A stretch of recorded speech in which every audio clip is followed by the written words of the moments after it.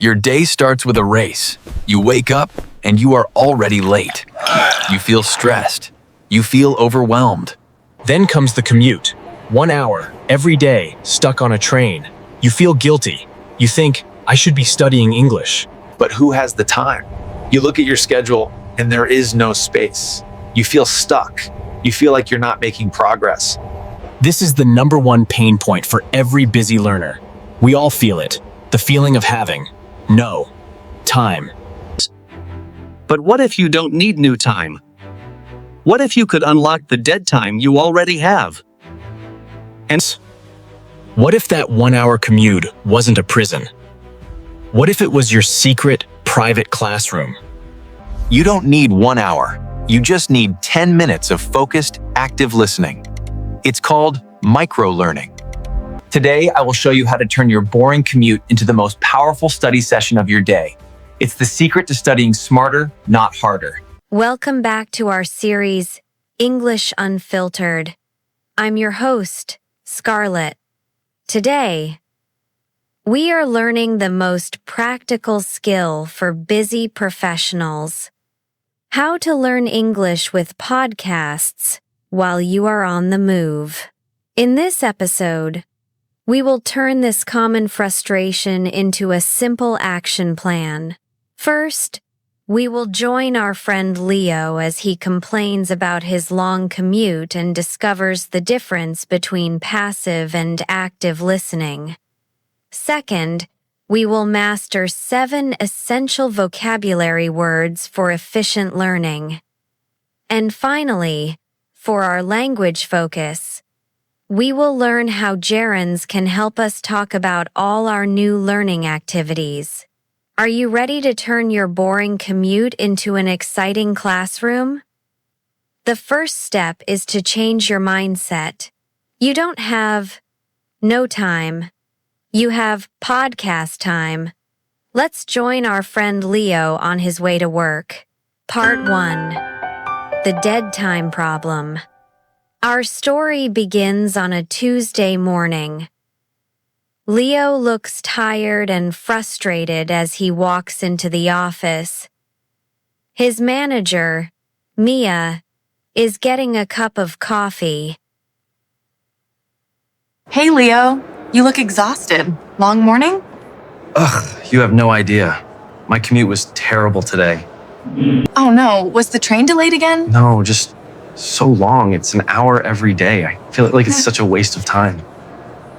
Ah, you're passive listening. That's the problem. Passive listening? What does that mean? I know that feeling. I used to just scroll on my phone for an hour. Exactly. I try to listen to an English podcast, but it's just noise. It's when you are hearing the English, but you are not really listening to it.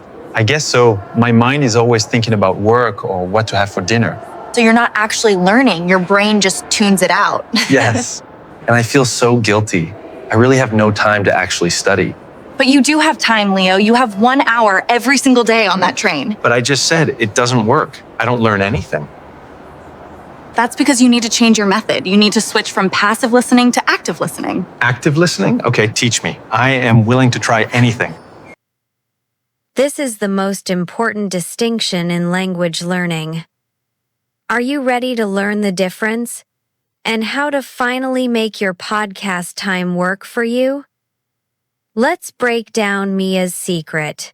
Part 2. Passive versus active listening. Mia is right.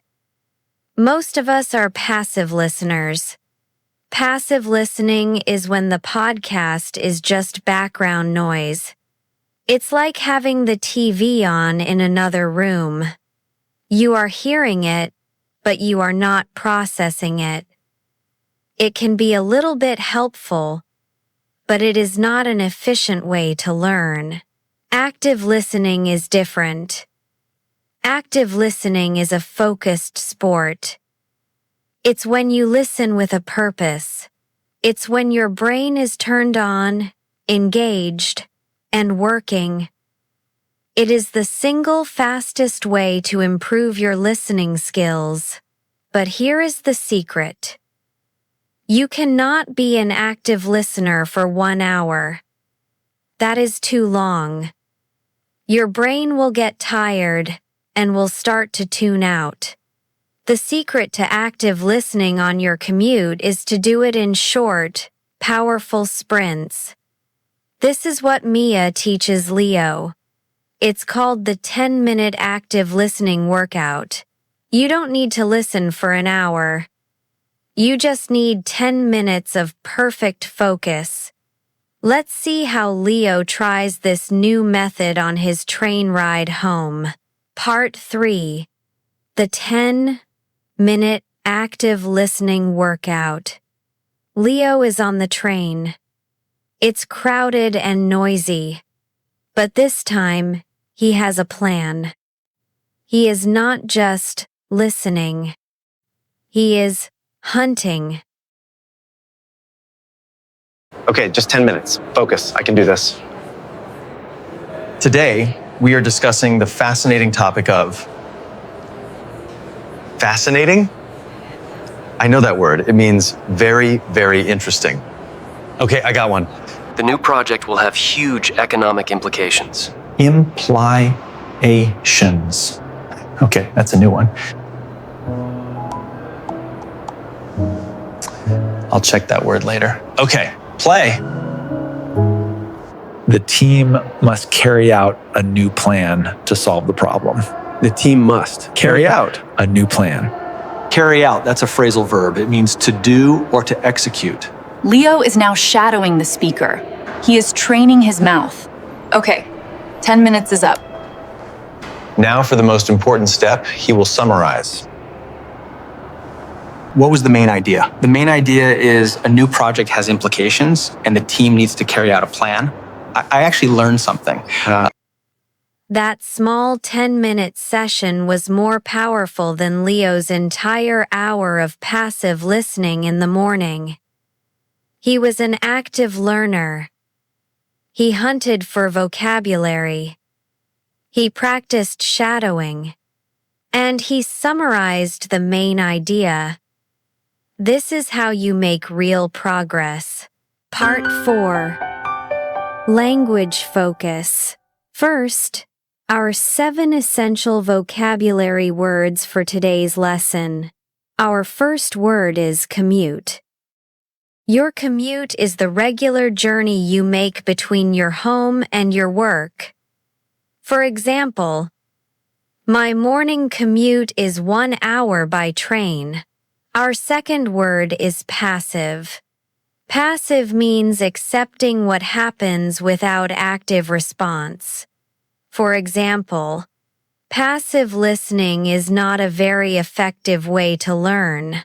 Our third word is active.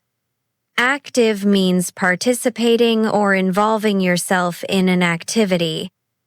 For example, active listening requires your full focus and energy. Next, we have to retain. To retain information means to keep or continue to have it. To remember it. For example, it is hard to retain new vocabulary if you don't practice. Our fifth phrase is to tune out. To tune out means to stop paying attention to something. For example, if a podcast is too difficult, your brain will tune out. The sixth word is efficient. Efficient means working in a well-organized way, without wasting time or energy. For example, active listening is a very efficient study method. And our final word is multitasking. Multitasking means doing more than one thing at the same time. For example, passive listening is a form of multitasking, but it's not good for learning. Now for our grammar focus. Gerunds as subjects and objects. A gerund is the ing form of a verb that acts like a noun. Today's topic is full of them. We use gerunds to talk about activities. The job of a gerund is to be the subject or the object of a sentence. For example, as a subject, the main actor of the sentence, listening to podcasts is a great way to learn. The activity of listening is great. Multitasking can be a bad habit. As an object, the thing that receives the action of another verb, Leo enjoys listening to podcasts. Mia suggested trying a new method. We often use gerunds after verbs like enjoy, love, like hate, finish, stop, avoid, and suggest.